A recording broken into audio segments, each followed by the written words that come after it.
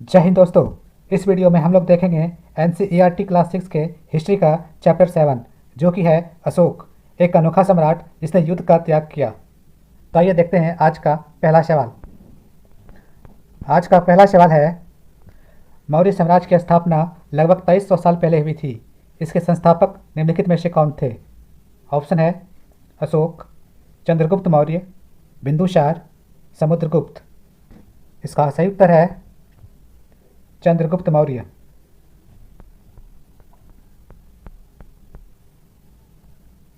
अगला सवाल, मौर्य साम्राज्य में निम्न में से कौन सा नगर उत्तर पश्चिम और मध्य एशिया के लिए आने जाने का प्रमुख मार्ग था?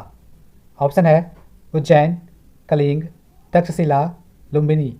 इसका सही उत्तर है तक्षशिला। अगला सवाल, चंद्रगुप्त के दरबार में पश्चिम एशिया के यूनानी राजा सेल्यूकस निकेटर का राजदूत था, उसका नाम क्या था? ऑप्शन है हजार दिनारी, वैनसांग, डायमेकस, मेगास्थनीज। इसका सही उत्तर है मेगास्थनीज। अगला सवाल, निम्नलिखित में से कौन भारत में आए विदेशी आक्रमणकारियों का सही क्रम है? ऑप्शन है कुषाण, हिंद पर्थियन, शक, हिंद यवन। हिंद यवन, कुषाण, शक, हिंद पर्थियन। हिंद यवन, शक, हिंद पर्थियन, कुषाण। हिंद यवन, हिंद पर्थियन, शक, कुषाण। इसका सही उत्तर है हिंद यवन, शक, हिंद पर्थियन, कुषाण।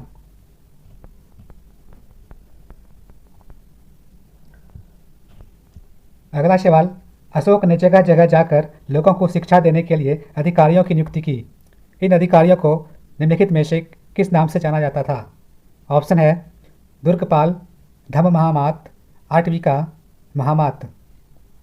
इसका सही उत्तर है धम्म महामात।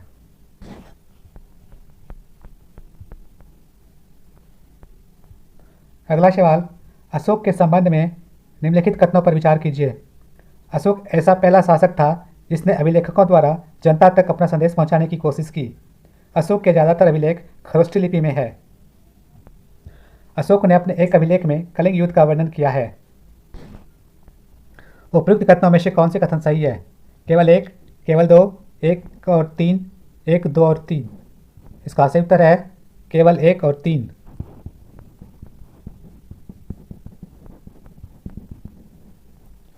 अगला सवाल, मौर्य साम्राज्य की राजधानी निम्नलिखित में से कौन सी थी?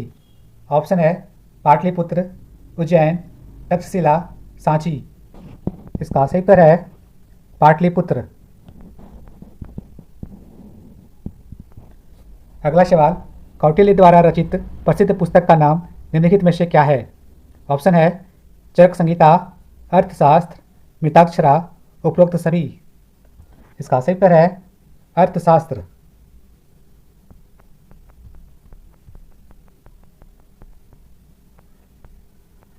अगला सवाल, अनेक स्थानों से अशोक के शिलालेख मिले हैं।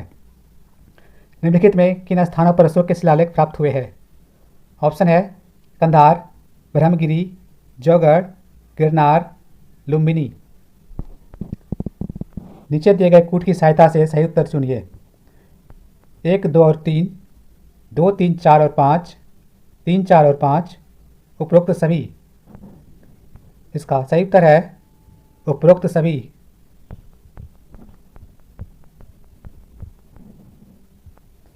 अगला सवाल, अशोक ने धम्म के विचारों को प्रसारित करने के लिए अपने राजदूत को निम्न में से कहाँ भेजा था? ऑप्शन है सीरिया, मिस्र, श्रीलंका, उपरोक्त सभी। इसका सही उत्तर है उपरोक्त सभी।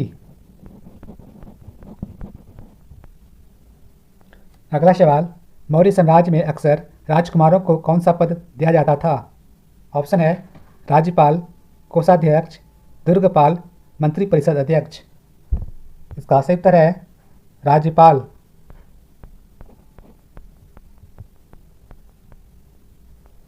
अगला सवाल, कौटिल्य के अर्थशास्त्र के अनुसार दक्षिण भारत निम्न में से किसके लिए प्रसिद्ध था? ऑप्शन है कंबल के लिए, सोना और कीमती पत्थर के लिए, लाल संगमरमर के लिए, उच्च कोटि के लकड़ी के लिए। इसका सही उत्तर है, 16 और कीमती पत्थर के लिए।